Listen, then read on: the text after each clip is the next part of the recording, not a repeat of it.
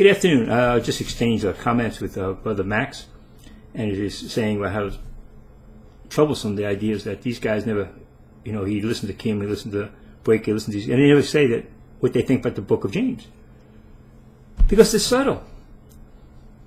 And that's why they try to put down anybody who reveals what they're trying to sneak in. They're trying to sneak in to the true dispensationalist believers and sneak in as one of us.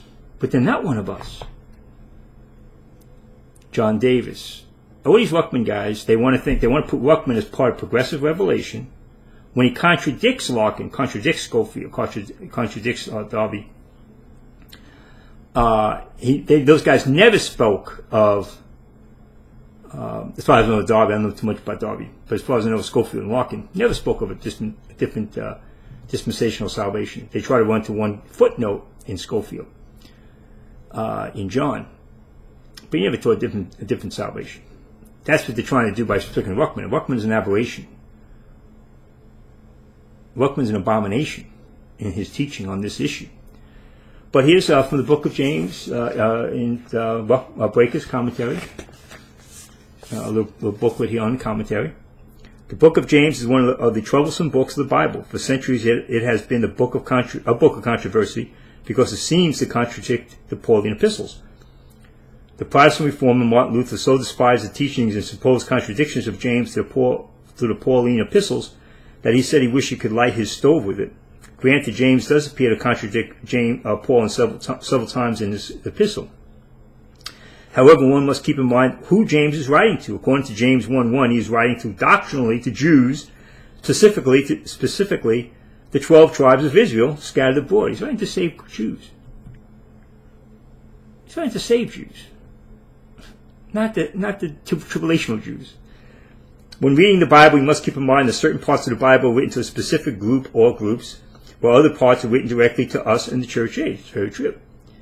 But James isn't writing, doesn't say anything to tribulational Jews. He says he's telling the 12 tribes of Israel during the period when the church was being formed of Jews, with Jews. And they were scattered. They were scattered. And so this is nothing to say, oh, well, they were scattered, so therefore it can't be the church age. When you realize that James is writing to Jews and Paul was writing to save born-again Christians, then all these so-called contradictions vanish. They don't vanish at all. Paul specifically says Abraham was not justified by works.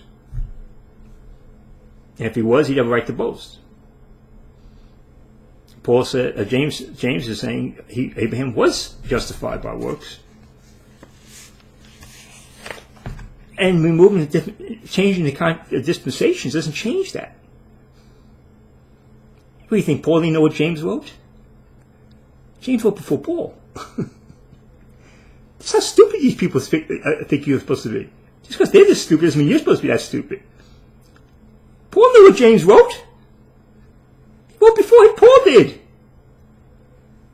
So he's writing something, he's saying, by the way, well, James is wrong in this. He didn't say that. He says, Abraham wasn't justified by works.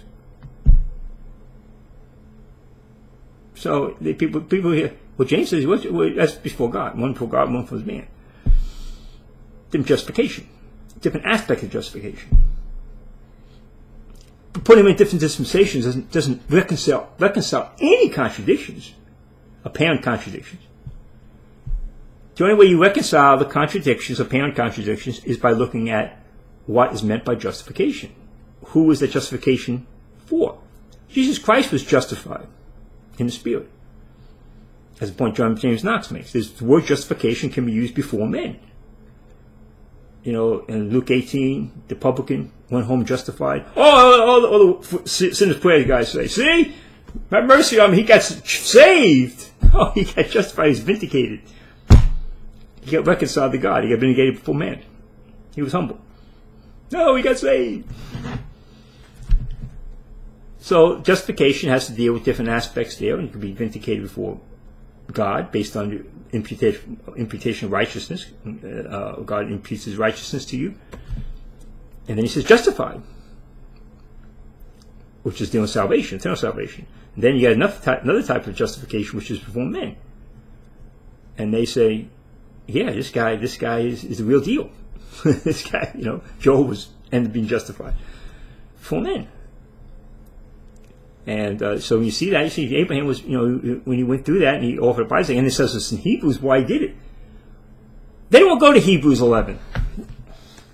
By faith, what was Abraham doing when he was offering up Isaac? It was by faith. He was showing his faith. Let's see here. By faith, verse 17. Abraham, when he was tried, offered up Isaac, and he that had received the promises offered up his only begotten son, of whom it was said that in Isaac shall thy seed be called, accounting that God was able to raise him up from the dead, from whence he received him by a figure. So what did James do in Acts chapter 2? They never go to Hebrews 11:17. He did it by faith. He showed his faith. This is a saved man showing his faith. He said, God promised that this Isaac would be my heir. So I can kill him. God raise him up.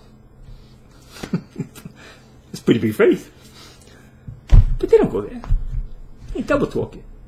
Con you. Can deceive you. But they're trying to worm their way into classical dispensational view. Bible believers. We're Bible believers. And put Ruckman, that's what Kim's trying to do, put Ruckman as part of the progressive revelation. There's nothing progressive about what Ruckman did. It's an aberration. It's an abomination. It's taking everything off course. Because there's a direct attack on specific doctrines that already established that God can't have works in the system. God is not going to have be in debt to any man for salvation. And they just ignore all that. And then I go back and yap about the mark. In Genesis 20, the Pharaoh was kept from going into Sarah. You remember he took her into his harem. God kept him from taking it, from actually going into Sarah. He kept him doing it. It was the grace of God. And then the Pharaoh says, I didn't know this is ignorance. And God says, that's why I kept you from touching it. That's what's going to happen to the elect in the tribulation. God's going to keep them from taking the mark. They won't be deceived. We know they know the issue, and they won't take it.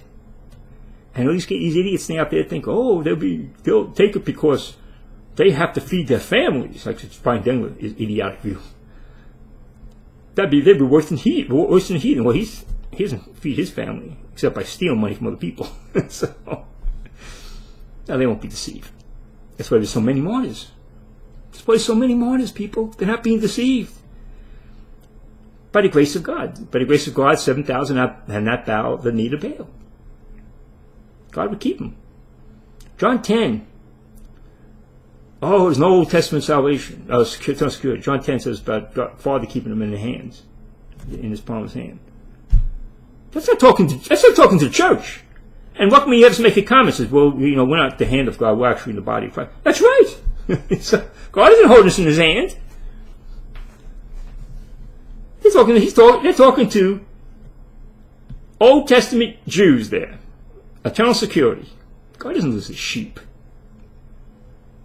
These lies telling you that. And they tell you they believe in eternal security in the New Testament. And they tell you that God would lose his own sheep in the Old Testament. Well, they really want sheep yet. They got to persevere to the end, like a Calvinist teacher. Oh boy, you should see the stuff these guys write. You should see the stuff these guys write. It's unbelievable what they do to make this this false doctrine palatable to true dispensationalists. They will twist. They will distort. They will. Breaker tries to bring it back into the garden. There's no grace in the garden. It's not the issue of grace there. That was a walk. God was with Adam. There was innocence. It's when the fall happened that grace came in. And grace and works don't mix, people. Simple fact, right from the garden on, right from the fall on, bam. No grace and works, they ain't going to mix. God's not going to allow works in his grace system. He will. And they'll take God, even though we're saved by building that ark. No, Noah built the ark because he was saved. Abraham was saved because he offered his son Isaac as a sacrifice. No, he offered his son a sacrifice because he was saved. That's what Hebrews 11 tells. Hebrews 11 is telling Noah, telling you, great faith, Noah built the ark. By great faith, Abraham did this. Now it works. Can't you see that? In the millennium, it all works. Because they go to Hebrews 11. And, they say, oh, that's really what faith is. And so faith dealing with Romans 4 being with the being fully persuaded. And by sight. Thomas. Because he saw, he believed. Yeah, they're taking millennium. Let's say it's an entire work system there in the millennium. Thank you, lunatics. Because they'll take Hebrews 11:1. And that would be the basis of looking at it and say, see that?